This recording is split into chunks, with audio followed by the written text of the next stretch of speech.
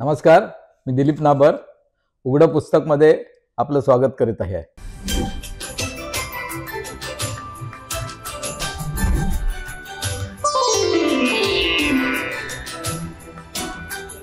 आज डॉक्टर श्याम नाबर याच्याबरोबर आम्ही बोलणार आहोत, म्हणजे आठवणी जाग्या करणार आहोत. आठवणीतले बाळासाहेब. जेव्हा तुझी ॲडमिशन पहिली शाळेत करायची होती तेव्हा तुला बाबांनी आणि मी माझ्या शाळेत नेलं होतं, सेंट स्टॅनिस्लासमध्ये. तिथे तुला नाव विचारलं, तुझं तोंड असं गच्च मिटून धरलं होतंस, काही बोललाच नाही. तर तुला कशी ॲडमिशन देणार म्हणून दिलं नाही. आणि बाहेर आल्यानंतर तू आव्हान सांगितलं, मला इंग्लिश शाळेत जायचं नाही, मला मराठी शाळेत जायचं. मला वाटतं त्यावेळी जे काय तुझ्या डोक्यात किंवा मांगिरीशनाने जे काय हे केलं होतं, ठरवलं होतं, आणि तू मराठी शाळेत मग गेलास. मराठी शाळेत गेल्यामुळे तुझं संस्कृत हा विषय तुला होता आणि संस्कृत चांगलं झालं, आणि अल्टिमेटली तू आयुर्वेदाकडे वळलास. आणि आज आयुर्वेदामध्ये तुझं नाव बऱ्यापैकी हे आहे. तर तू जेव्हा त्या कॉलेजमध्ये होतास तेव्हा आम्हाला, म्हणजे घरात मी, आई आणि बाबा, आम्ही थोडेसे चिंतित. तू अशी दाढी वाढवली होतीस आणि असं दोन बटन असे उघडे ठेवून वगैरे, आणि काहीतरी अकावी असं काहीतरी म्हणायचंस तू. नेमकं काय होतं ते? त्या सायन कॉलेजमध्ये मला वाटतं तू एकदा संघटनेच्या मार्फत कधीतरी येऊन गेलेस बघायला. आणि त्यावेळेला सायनची अवस्था अशी होती की तिथे पत्र्याचं ते सगळं हे होतं. म्हणजे मी ऍडमिशन घ्यायला गेलो तेव्हा विजू रेगे बरोबर होता. आणि विजूला मी विचारलं की अरे हॉस्पिटल कुठे आहे? तो म्हणाला हे काय, कॉलेज कुठे आहे? हे काय. तर ते दोन्ही मला एकच दिसत होतं, कारण फक्त दोन बाजूला असं ते उतरतं होतं. अशा सायनमध्ये तिकडे प्रवेश झाला. माझी ऍडमिशन 77 सालची. शिक्षक सगळे चांगले होते, सुखसोयी होत्या, तर त्याचं उत्तर काही त्या पूर्ण होत्या असं बिलकुल नाही. त्याच्यावरती त्यावेळेला कोणीतरी लेख पण लिहिलेला होता की वनरूम मेडिकल कॉलेज वगैरे अशा पद्धतीचंही त्याच्यावरती लेखन झालं होतं. आणि त्यात असं झालं की मॅनेजमेंट मध्ये काही कुरबुरी झाल्या, भांडणं झाली, आणि त्याचा परिणाम हा एकूण कॉलेजच्या व्यवस्थापनावरती झाला. तेव्हा पगार द्यायला पैसे नव्हते किंवा गव्हर्नमेंटने ते दिलेले नव्हते. आणि 14 महिने शिक्षकांना आणि कर्मचाऱ्यांना, त्यावेळेला पगार सुद्धा कसे 200-250 रुपये वगैरे असे पगार असायचे. आता लोकांना लाखामध्ये पगार आहे, पण त्यावेळेला 200-250 असे पगारावरती त्यांनी, त्या सगळ्या लोकांनी तुम्हाला निस्पृहपणे काम केलंय. आणि 14 महिने पगार नाही. शिक्षकांचं समजू शकतो की त्यांच्या घरामध्ये कोणतरी दुसरं कमावणारे असू शकेल, किंवा पेशंट बघितले असतील, काय असेल, कुठेतरी उदरनिर्वाह होईल. पण ह्यांचं काय करायचं, कर्मचाऱ्यांचं काय करायचं, ती कुठून हे करणार. आणि विद्यार्थ्यांची लेक्चर्स होईनात, असं सगळं ते झालं. आणि आंदोलन पेटलं. आता ते अध्यापक, कामगार आणि विद्यार्थी अशा तिघांचं म्हणून अकावी उत्कर्ष समिती, संघर्ष निवारण समिती असं त्याचं नामकरण झालं. आणि त्याच्यामध्ये मग सगळ्यांना हे द्यायचं, त्याची एक कमिटी स्थापन झाली. त्या कमिटीचे अध्यक्ष होते म. दाते. त्याचे सेक्रेटरी होते न. भो. प्रभू. त्याच्या खजिनदार होत्या वैद्य हेमा लक्ष्मण. कर्मचारी जे प्रतिनिधी होते त्याच्यामध्ये माधुरी मल्लप्पण्णवार वगैरे अशी कर्मचाऱ्यांची 4 मंडळी होती. आणि विद्यार्थ्यांचे प्रतिनिधी म्हणून मी, इंदुलकर, शिर्के आणि नाडकर्णी असे आम्ही 4 जण होतो. आणि ती कमिटी बसून काय करायचं, पुढची दिशा कशी, याच्याबद्दल ठरवलं जायचं. तर काही सरकार दरबारीच न्याय मागणार ना, जाणार कुठे. पण त्यावेळेला तिथे गेल्यानंतर आम्ही, आता ही 1980 सालची गोष्ट बरोबर, म्हणजे त्यावेळेला आम्ही 22-23 वर्षाचे काहीतरी होतो. अक्कल गुडघ्यातच होती, म्हणजे वरपर्यंत पोहोचलेलीच नव्हती. त्याच्यामुळे तू जे सांगितलं ते वर्णन बरोबर होतं. म्हणजे नंतरच्या काळात मला लोक लेखक, दिग्दर्शक, काय वाचक, सगळं च्या बाराखडीमध्ये सगळं झालं. तसं मी त्यावेळेला आंदोलक होतो. आणि त्या मीटिंगमध्ये वेगवेगळ्या लोकांना आपण भेटूया, त्यांना निवेदनं देऊया, अशी निवेदनं देणं चालू होते. मला आठवतं की त्यावेळचे नेते मंडळी होते, हे निवेदन असं हातामध्ये हा ठीक आहे वगैरे असं करायचे आणि उडवून लावायचे. तर आता पुढे काय करायचं? तर मी सहज तिकडे म्हणालो की आपण बाळासाहेबांना भेटूया का? आता शेवटी काही पर्याय नव्हता. म्हणजे सगळ्यांना भेटून झालं तर बाळासाहेबांना भेटलेलं नव्हतं. तर बाळासाहेबांकडे भेटूया आपण. तर मग ओळख काढली बाळासाहेबांकडे. त्यावेळेला बाळासाहेबांना कोणी भेटू शकायचं, आपणही गेलोय बाळासाहेबांकडे. तो असा मोठा वरांडा होता. हा, त्या वरांड्यात साहेब बसायचे आणि त्यांच्या बाजूला ते 2 कुत्रे. म्हणजे त्यांचे ते होते, ते अगोदर भीती वाटायची की हे जर सुटले तर काय, अशा पद्धतीचं. आणि आम्ही गेलो बाळासाहेबांकडे, जाऊन सांगितलं की असं असं आहे. मग काय, तर ते म्हणाले तुम्ही माझ्याकडे आलातच कसे? तर मी म्हटलं आलात कसे म्हणजे हे आम्ही आमचं घराणं घेऊन आलो तुमच्याकडे. ते म्हणाले तुमच्या जो विभाग आहे त्या विभागातल्या शाखा प्रमुखाला हे माहिती आहे का? त्याला भेटलात का? तर म्हटलं नाही. मग तिकडच्या विभाग प्रमुखाला भेटलात का? उपविभाग प्रमुखाला भेटलात का? उपनेत्याला भेटलात का? नेत्याला भेटलात का? ह्या सगळ्यांना भेटा, त्यांना सांगा, आणि त्यांनी जर नाही ऐकलं तर माझ्याकडे या. ही सिस्टीम होती. शिवसेनेची एक खूप छान सिस्टीम होती. कारण ते सगळ्यांची मतं सगळ्यांना बोलायला सांगायचं काय काय, आणि मग त्याच्यानंतर फायनल डिसिजन ते द्यायचे. बरोबर. मग त्याच्या वेळेला तिकडे सूर्यकांत राजगुरू धारावीमध्ये वगैरे ही सगळी मंडळी, आपला रत्नाकर नारकर, मधुकर सरपोतदार वगैरे ही सगळ्या मंडळींना भेटून त्यांना सांगून वगैरे असं झालं. आणि मग बाळासाहेबांनी ऐकलं ते. तर गोष्ट अशी होती की आम्ही सेना भवनमध्ये, तेव्हा बाळासाहेब नावाने ओळखायच्या. म्हणजे त्याच्यात बसलो तर नाबर नाडकर्णी सायन बोला, मग आम्ही काय झालेलं असेल ते आम्ही सांगायचो. बाळासाहेबांनी जय महाराष्ट्र म्हटल्यानंतर पुढे जय महाराष्ट्र म्हणायचं नसतं, आम्हाला कुठे माहिती. साहेब म्हणाले जय महाराष्ट्र म्हणजे आता झालं तुमचं, उठा. आम्ही म्हटलं जय महाराष्ट्र. बाहेर जिन्यात गेल्यानंतर झालं भेटाय का, असं बोलायचं नसतं. ते म्हणजे माहित नाही काय करायचं ते. पण एक नशिबाची गोष्ट की एक 10 फुटावरून बाळासाहेबांना बघायला मिळालं, त्यांच्यावर बोलायला मिळालं. निदान बाळासाहेबांनी ते नाव लक्षात ठेवलं की नाबर नाडकर्णी सायन, हे त्यांनी ठेवलं. हे माझ्या दृष्टीने खूप मोठी गोष्ट आहे. त्यांच्याकडे ही सगळी गाऱ्हाणे जायची. मग आम्ही हा प्रश्न जो आहे हा विधानसभेमध्ये, विधान परिषदेमध्ये तो घेतला जावा म्हणून आम्ही प्रयत्न करायला लागलो. मुद्दाम नमूद करेन मी की काय काय कॉलेजमध्ये चाललेलं आहे, गैरकारभार काय चाललेला आहे, हे प्रभू सरांनी सांगितलं आणि मी ते लिहिलं. त्याचं बाळा आज मी कपाट साफ करताना मला ते मिळाले, ते माझ्या हस्ताक्षरामध्ये. तर ते जे होतं ते घेऊन आम्ही प्रिन्सिपल वामनराव महाडिकांकडे गेलो रात्रीच्या वेळेला. बाळासाहेबांनी सांगितलं? नाही, आम्ही गेलो होतो. त्यांचे ते हे होते ना, आमदार होते. तिकडे गेलो, बघितलं तर वामनराव अगदी साध्या, म्हणजे लेंगा पांढरा, वरती बनियन, अगदी सेम गिरणीतल्या असल्यासारखं त्याला हे असलेलं. आणि काय आहे तर असं असं आहे म्हणून सांगितलं. ऐकलं तरी थोडंसं. आणि तेवढं त्यांच्या विभागातले कोणतरी शाखा प्रमुख वगैरे आले की साहेब असं असं झालं. तर म्हणाले ठीक आहे, मी उद्या हे वाचतो आणि उद्या प्रश्न येईल त्यावेळेला मी बोलतो काय ते, तुम्हाला निघायला हरकत नाही. आम्ही निघालो. दुसऱ्या दिवशी आम्ही गेलो तिकडे विधानसभेमध्ये. आम्हाला कोण आतमध्ये जायला दे ना, पास लागतो ना त्याला. तर कोणतरी होतं, त्यांना आम्ही सांगितलं की जरा याच्यावर सही द्या ना आम्हाला आतमध्ये. त्यावेळी एवढं स्ट्रिक्ट नव्हतं. तर त्यांनी दिली सही. उड्या वगैरे मारू नका म्हटलं. नाही, उड्या कशाला मारणार. पण तरी सुद्धा मी त्यांना विचारलं आपलं नाव काय. ते म्हणाले असं पाटील म्हणतात मला. एवढी मोठे मिशी त्यांची एवढी. मग त्यांच्या बरोबरच तिकडं तू म्हणतो काय वेळ लागलं काय, साहेब नाव विचारतात का? सॉरी. आता मला नावच माहिती नव्हतं, तर नाव विचारणार ना की उद्या कोणी जर तिकडे विचारलं की कोणी सही केली तर मला नाव तर सांगायला पाहिजे.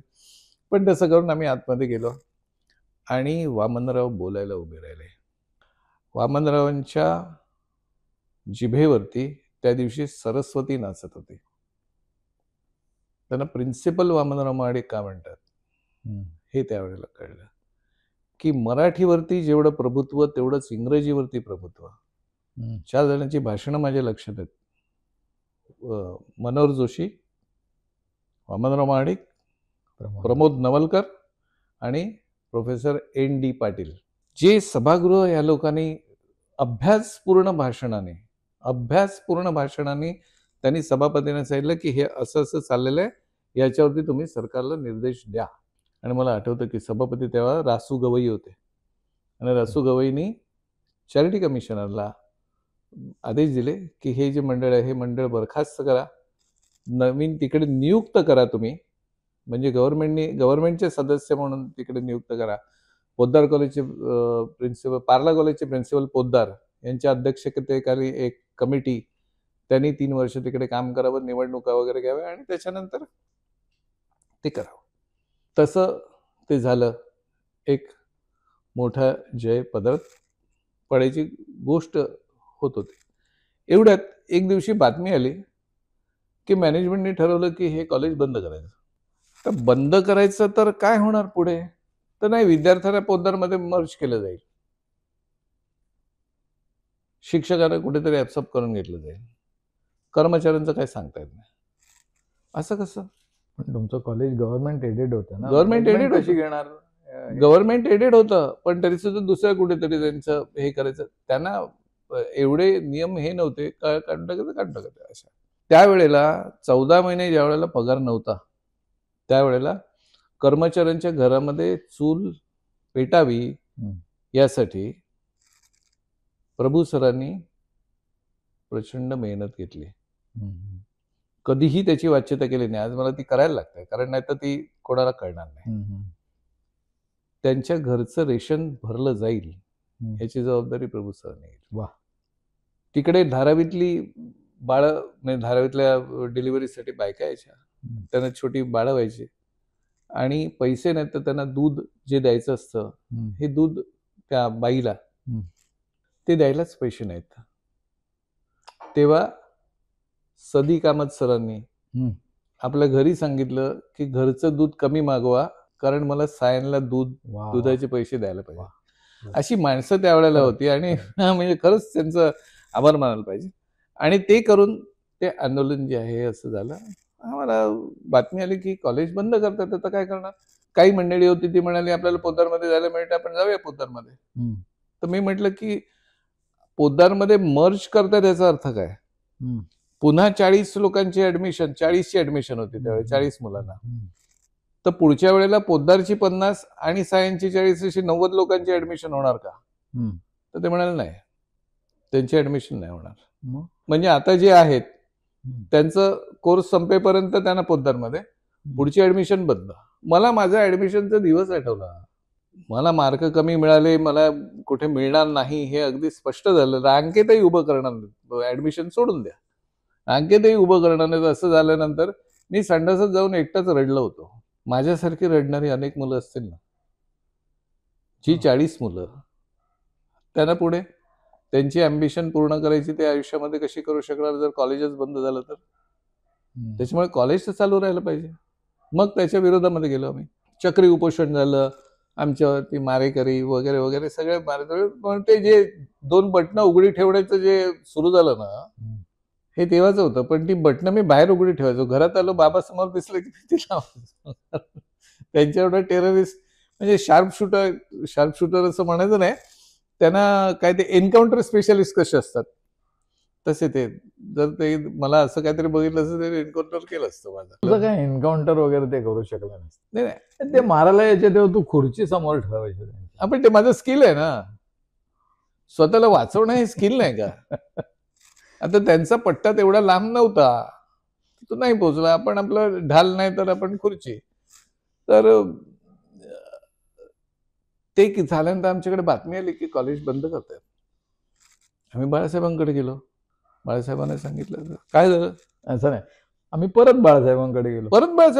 आणखीन आम्हाला दुसरं बाळासाहेबांकडे गेलो. त्याच्यामध्ये एक गोष्ट झाली की अहिल्याताई, आम्ही बाळासाहेबांकडे जाऊन आलो हे अहिल्याताईंना सांगितलं होतं, कारण अहिल्याताई पण त्या आंदोलनामध्ये होत्या. तर अहिल्याताई म्हणाले, काय म्हणाले बाळासाहेब? ते म्हणाले काय काळजी करू नका. बाळासाहेब म्हणाल ना, मग काय नाही, बिंदास राहा, काळजी करू नका. बाळासाहेबांकडे गेलो त्यांनी विचारलं अहिल्या काय म्हणाली, तर अहिल्याताई आहेत बरोबर, अहिल्या आहे ना, काय काळजी नको. दोन पक्षांच्या नेत्यांमध्ये असलेला हा सुसंवाद आहे आणि एकमेकाबद्दल असलेली आत्मीयता आहे, विश्वास आहे, हे बघायला मिळालं. आणि टोटली विरुद्ध, हा दोघे टोटली विरुद्ध. आम्ही वसंतदादा पाटलांकडे पण गेलो होतो, त्यांच्याकडे सुद्धा आम्हाला मिळालेली ट्रीटमेंट अतिशय चांगली होती. म्हणजे त्यावेळची नेते मंडळी ही थोडीशी संवेदनशील होती असं मला वाटतं. बाळासाहेबांकडे गेल्यानंतर सांगितलं असं नक्की बातमी, तर हो नक्की बातमी. त्यांनी कळलं बातमी ते खरी बातमी होती. आज रात्री 12 वाजता निवडक साथीदारांसह वर्षा बंगल्यावरती या. आम्ही काय 23 वर्षाचे, आम्ही वर्षा बंगल्यावरती आम्ही गेलो. मी, शैलेश, बाळा इंदुलकर, शिर्के, डबीर, हे सगळे आम्ही, दाते, हेमा लक्ष्मण, सगळे आम्ही वर्षा बंगल्यावरती गेलो. बाळासाहेब तेव्हा ॲम्बेसेडर उतरले गाडीतून, ती शाल अशी टाकली आणि त्यांनी आतमध्ये एंट्री मारली. त्यांनी सांगितलं की सायन कॉलेज जर बंद पडलं तर गाठ माझ्याशी आहे. ते म्हणाले अरे साहेब काहीतरी गडबड. मराठी माध्यमाचं महाविद्यालय जर बंद पडलं तर गाठ माझ्याशी आहे. मी याचा जिवंत साक्षीदार आहे ह्या सगळ्या गोष्टींचा. हे झाल्यानंतर ती फाईन मागवली गेली. हे खरं होतं की ते कॉलेज बंद करायचा रिमार्क त्याच्यावर झाला होता. त्यावेळच्या मुख्यमंत्र्यांनी, मी नाव घेणं बरोबर नाही, त्यावेळच्या मुख्यमंत्र्यांनी त्याच्यावरती काट मारला, ऑर्डर कॅन्सल करण्यात येत आहे असं सांगितलं आणि त्याच्या खाली सही केली. बाळासाहेबांनी दाखवलं की ऑर्डर कॅन्सल झाली, तुमच्या कॉलेजला काहीही होणार नाही, जा. आम्ही आलो. एवढं सगळं मिळालं. त्याच्यानंतर ते नवीन नियुक्त झालं मंडळ, गव्हर्नमेंटने हे केलेलं. त्यांनी 3 वर्षामध्ये निवडणुका घेतल्या. नवीन विश्वस्त म्हणजे डॉक्टर R.K. पजे, मुजुमदार, सदिक अहमद, महाजन, सबनीस वगैरे, अरुण कुमार कुलकर्णी, अशी सगळी माणसं होती. ही माणसं त्याच्यामध्ये आली आणि ती टीम होती. माझी विद्यार्थ्यांनी चालवलेलं कॉलेज जे आहे, या एका माझं कॉलेज ह्या भावनेने एकत्र आलेली ती माणसं होती. ह्या लोकांनी त्याच्यानंतर प्रगती केली तिकडे. त्यांच्या हातामध्ये ज्या वेळेला गेलो त्यावेळेला आम्ही म्हटलं की ठीक आहे, आपलं काम संपलं. एका कुठेतरी संस्था खाली जात होती, त्यावेळेला आंदोलकाच्या भूमिकेमध्ये उभा राहिलो आम्ही सगळेच. म्हणजे मी त्याच्यामध्ये होतो म्हणून मी म्हणतो की उभा राहिलो, त्याला विरोध केला आणि पुन्हा त्याच्यामधून मी बाहेर गेलो. मी अभ्यासाला लागलो, फायनल पास झालो, दवाखान्याकडे वगैरे सगळं झालं. नंतर माझा सायन्सचा संबंध हा फक्त व्हॉलीबॉल एवढाच मर्यादित राहिला किंवा खेळणं एवढंच मर्यादित राहिलं. असं नाही, गणपतीच्या वेळी तू, पण ते असायचं ना की गणपतीची केवढी ती मजा असायची. सायन्सची जी मजा होती गणपती, पण घरात पण डेकोरेशन वगैरे करायला लागायचं. असू दे ना, घरातलं डेकोरेशन वगैरे सगळं करूनच जायचो मी. तुमचा भयंकर विरोध होता, सायन्स द्वेष्टी होता. त्यावेळी मी आणि अजित करायचो. हा, ते झालं. म्हणजे तुम्ही तो खेळा घेणार, मग त्याच्याकडे असं बघणार, असं करणार, ते अमुक करणार, मग टॉक वगैरे असं. म्हणजे मला कसा उशीर होईल, त्याला फर्स्ट टाइम राईट म्हणतात. तर तो त्याच्यानंतर करून मी तिकडे जायचो आणि मग तिकडे सायन्सला भजनं असायची. कधीतरी आपण त्याच्यावरती पण बोलू, त्या गोष्टींवरती. आणि हे सगळं झाल्यानंतर सायन्सशी संबंध हा अशा पद्धतीचा राहिला. परत काही वर्षांनी बघ, संस्थेच्या ह्याच्यामध्ये प्रत्येक संस्थेचे चढ उतार हे असतात. तसं तो चढ होता, चांगल्या गोष्टी घडल्या, परत उताराला सुरुवात झाली. जेव्हा जेव्हा उतार होतो ना, त्यावेळेला माझे विद्यार्थी पेटून उठतात. जेव्हा संस्था संकटामध्ये असते त्यावेळेला माझे विद्यार्थी तिकडे उभे राहतात आणि मला आतमधून एक स्फुरण येते की नाही, हे बरोबर नाही, हे चूक आहे. आणि मग आतमधला आंदोलक असतो हा जागा होतो. आता काही दाढी वगैरे नाही, तुम्ही लोक ठेवायला देत नाहीत, त्याच्यामुळे तसं काही नसतं. पण चांगला गुळगुळीत दाढीचा एक आंदोलक त्याच्यामध्ये उभा राहतो. तो आपलं काम जे आहे हे करतो. आजही मी सांगेन की सायनवरती कोणी दगड मारण्याचा जरी प्रयत्न केला ना छोटासा, किंवा ते काहीतरी विनाशाकडे नेण्याचा प्रयत्न केला, तर मी समोर उभा राहणार म्हणजे राहणारच. ते मी कधीही होऊ देणार नाही. याचं कारण असं की आज मी जे जेवण जेवतो, तो जो घास आहे, त्या घासामध्ये सायन्सचा भाग खूप मोठा आहे. हे कॉलेज जर नसतं तर मी डॉक्टर होऊ शकलो नसतो. जे काय आज नाव आहे हे नाव मिळालं नसतं. त्यामुळे हे जिवंत राहायला हवं, हे चांगलं राहायला हवं. आणि काही कालावधीनंतर मी तिकडे विश्वस्त म्हणून जाणार. स्वप्नात असलेलं कॉलेज कसं, हे स्वप्नच बघितलं होतं ना की ते असं असायला पाहिजे. त्याच्याप्रमाणे मी असं म्हटलं की ओके, मी MD झालो तिकडून, पण माझ्यासारख्या अनेक लोकांना चान्सही मिळाला पाहिजे. मग प्रयत्न झाले, अर्थात ते संघटितपणे झाले, माझे एकट्याचे होते असायला बिलकुल भाग नाही. त्याच्यानंतर प्रत्येक विषयासाठी 6 विद्यार्थ्यांना प्रवेश मिळाला. मग आधी 3 विषयामध्ये होतं, मग 4 विषयामध्ये झालं, मग 5 विषयामध्ये झालं, ते 6 विषयामध्ये झालं. MD झालं. PhDचं मुलांना संधी मिळाली, ते करायचे. इंटेक कॅपॅसिटी होती ही वाढली. वेगवेगळ्या गोष्टी झाल्या, स्पेशल रूम झालं, स्पेशल पंचकर्म झालं. खूप म्हणजे जी काही करता येण्यासारखं होतं, तुटपुंज्या पैशामध्ये जे काही करता येण्यासारखं होतं ते सगळं करून झालं. विश्वस्त पदाची झूल ही कधी माझी ओळख काय, तर वैद्य श्यामनाबर ही माझी ओळख राहायला पाहिजे हे मी कटाक्षाने बघितलं. खजिनदार श्यामनाबर याला काहीही अर्थ नसतो. खजिनदार श्यामनाबर तिकडे लाखोंच्या चेकवरती सह्या करतो, पण खिशामध्ये 5 रुपये कमी असेल तर रिक्षावाला उतरवणार खाली, चल तुझी लायकी नाही, कशाला बसतोस रिक्षात. त्याच्यामुळे ते पद हे कधीही डोक्यामध्ये जाता कामा नये, कारण ते आपलं मिळवलेलं नसतं. मी वैद्य श्यामनाबर असं का म्हणतो, उद्या मेल्यानंतर सुद्धा ती माझी अचिव्हमेंट आहे. उद्या मेल्यानंतर सुद्धा वैकुंठवासी किंवा कैवल्यवासी श्यामनाबरच्या पुढे वैद्यच येणार. तो वैद्य नाही जात, ते तुझ्या बरोबरच राहतं.